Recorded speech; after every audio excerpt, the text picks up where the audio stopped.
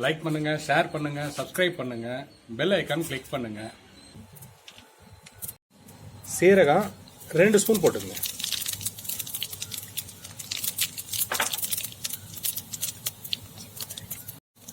இஞ்சி பூண்டு 2 spoon. 2 spoon இஞ்சி பூண்டு போட்டு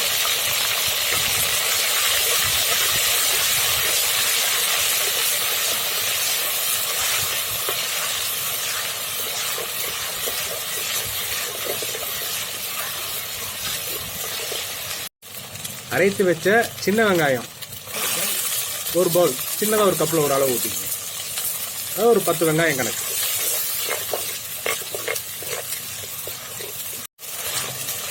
இப்போ வெங்காயம் ஓரளவுக்கு வதங்கிடுச்சு. இப்போ தக்காளி ஊற்றிக்கலாம். சேம் அதே அளவே, சின்ன வெங்காயம் அளவே ஊற்றிக்கலாம்.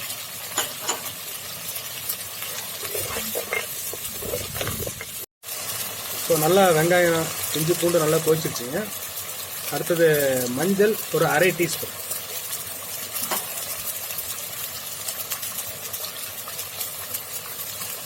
மிளகாத்தூள்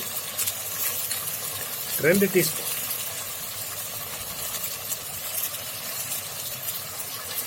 மல்லித்தூள் 2 டீஸ்பூன்,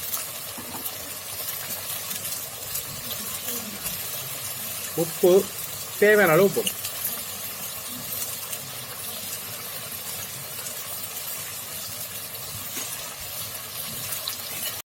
இப்போ சிக்கன் அதில் போட்டுடலாங்க. ஒரு 1/2 கிலோ சிக்கன் அதில்.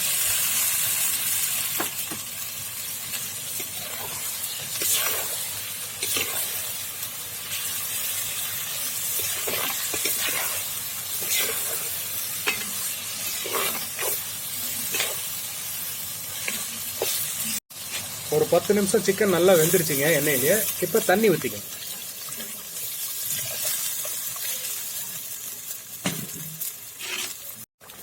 இப்போ குழம்பு நல்லா கொதிச்சிருச்சுங்க.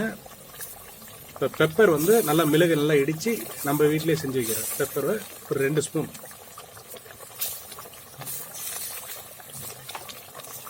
அப்புறம் கொத்தமல்லி தழை ஐஸாக நறுக்கி அது போட்டுக்கணும்.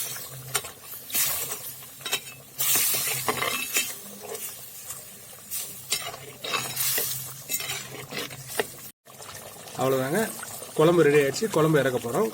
இப்போ அதில் இருக்க சிக்கன்லாம் எடுத்து போட்டு பிச்சு போட போகிறோம். அதை உங்களுக்கு காட்டு.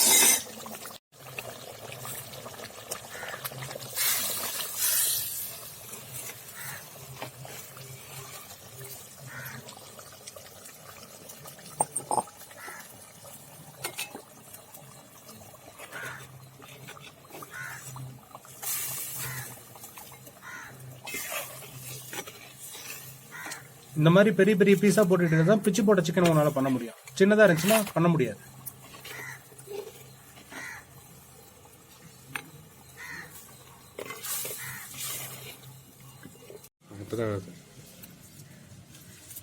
சிக்கனை நல்லா நைஸா பிச்சு இப்படி நார் நாரா போட்டுக்குங்க.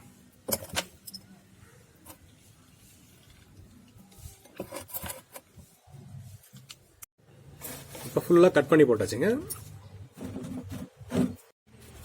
இப்போ பிச்சு போட்ட கோழி செய்யறதுக்கு சட்டி எடுத்து வச்சுட்டோம்.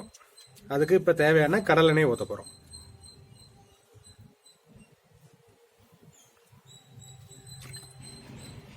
இது கொஞ்சம் சேர்த்து ஊற்றிங்க. அந்த கருவேப்பிலை சிக்கன் எல்லாம் கொஞ்சம் நல்லா ட்ரை ஆகிறதுக்கு உங்களுக்கு தேவைப்படும். இப்போ எண்ணெய் பாருங்க நல்லா காஞ்சிருச்சு. இப்போ கருவேப்பிலையை போட போகிறோம்.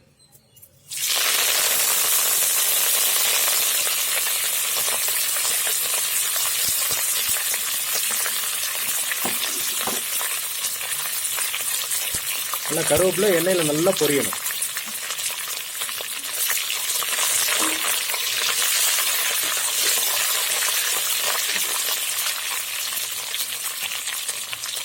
இப்போ சிக்கன் சேர்த்துக்கலாம்.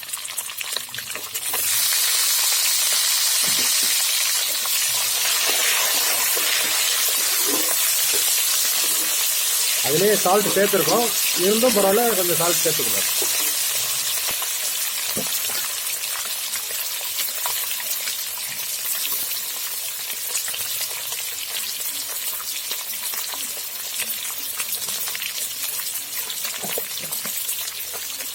இப்போ மிளகுத்தூள். இப்போ இஞ்சி பூண்டு கொஞ்சமாக சேர்த்துக்கணும்.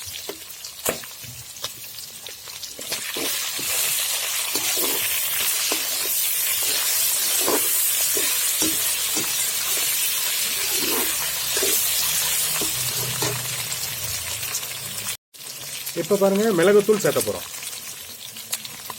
மிளகுத்தூள் கொஞ்சம் தாராளமாக சேர்த்துக்குங்க, அப்போ தான் அது நல்லா டேஸ்ட் வரும்.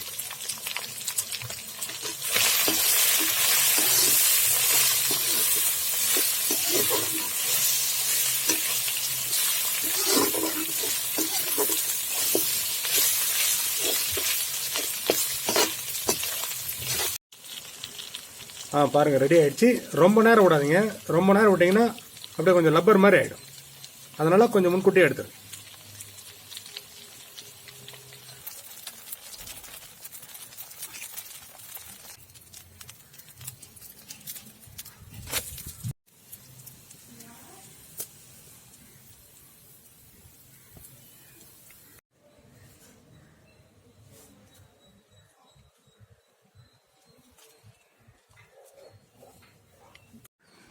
இப்போ பார்த்தீங்கன்னா முட்டை தோசை, சிக்கன் குழம்பு, பிச்சு போட்ட கோழி ஃப்ரை.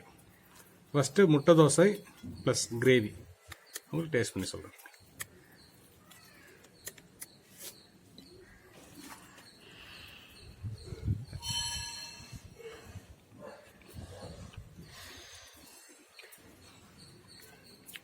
சூப்பராக இருக்கணும்.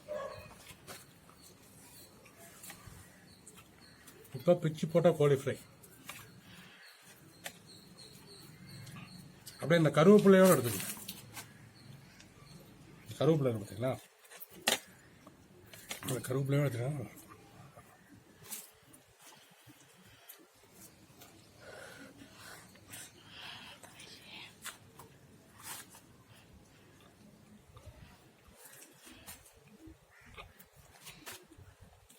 அருமையாக இருக்குங்க.